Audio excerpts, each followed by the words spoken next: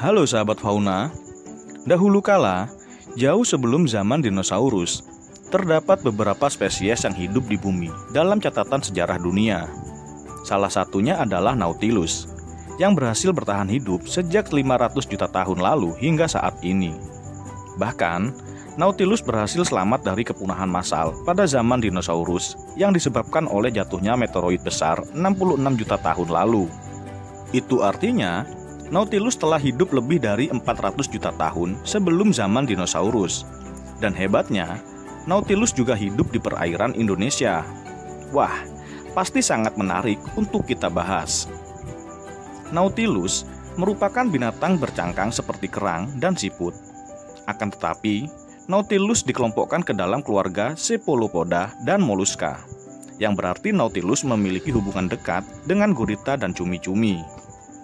Bukan tanpa alasan, Nautilus masuk ke dalam keluarga Cephalopoda dan Moluska. Hal ini disebabkan karena Nautilus memiliki tubuh lunak dengan kepala dan kedua mata yang sangat besar, berikut tentakel serta mulut yang memiliki saluran seperti corong. Nautilus memiliki sekitar 90-100 tentakel pendek yang tersusun dalam lingkaran mulutnya. Tak sampai di situ saja, tentakel-tentakel Nautilus dilengkapi oleh caping-caping kecil yang berfungsi untuk memegang dan menyeret mangsanya ke dalam mulut. Fungsi lain dari tentakel-tentakel ini adalah sebagai indera peraba untuk merasakan kondisi lingkungan sekitarnya. Tentakel Nautilus memiliki banyak sel yang sangat peka akan sentuhan dan perubahan arus air. Dan Nautilus sangat bergantung pada indera perabanya ini dalam sebagian besar aktivitasnya.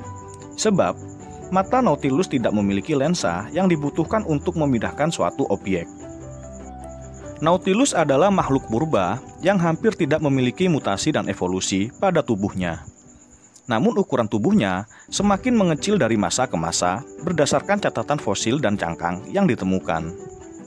Nautilus memiliki cangkang spiral dengan diameter 3-33 cm.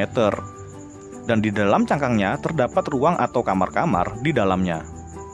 Bayi-bayi Nautilus biasanya hanya memiliki 3-5 ruang saja di dalam cangkangnya. Dan akan terus bertambah jumlahnya, ruang-ruang seiring pertumbuhan Nautilus hingga menjadi 30 ruang. Dan sangat jarang terjadi jumlah ruangannya di atas 30 ruang selama hidup Nautilus. Dalam masa pertumbuhannya, tubuh Nautilus akan bergerak maju ke ruang yang baru dan meninggalkan ruang terlamanya. Sedangkan untuk bergerak, Nautilus mengandalkan sistem proposit jet dengan cara memompa air masuk dan keluar menggunakan organ khusus yang menghasilkan daya dorong secara horizontal. Sebagian besar aktivitas Nautilus dilakukan pada malam hari, termasuk berburu dan kawin sampai bertelur, serta menghindari suhu di atas 20 derajat Celcius. Jadi, jangan heran jika Nautilus sangat sulit untuk dijumpai, karena mereka menyukai suhu di bawah 20 derajat Celcius. Itu artinya, Nautilus suka menghuni laut bagian dalam, dan biasanya mereka ada di kedalaman 50-700 meter di bawah permukaan laut. Nautilus memiliki masa reproduksi yang cukup lambat. Nautilus akan meletakkan telur-telurnya di permukaan keras seperti batu dengan jumlah maksimal hanya sekitar 12 butir saja. Dan butuh waktu hingga 1 tahun untuk telur-telur ini tumbuh sampai menyentuh ukuran 30 mm.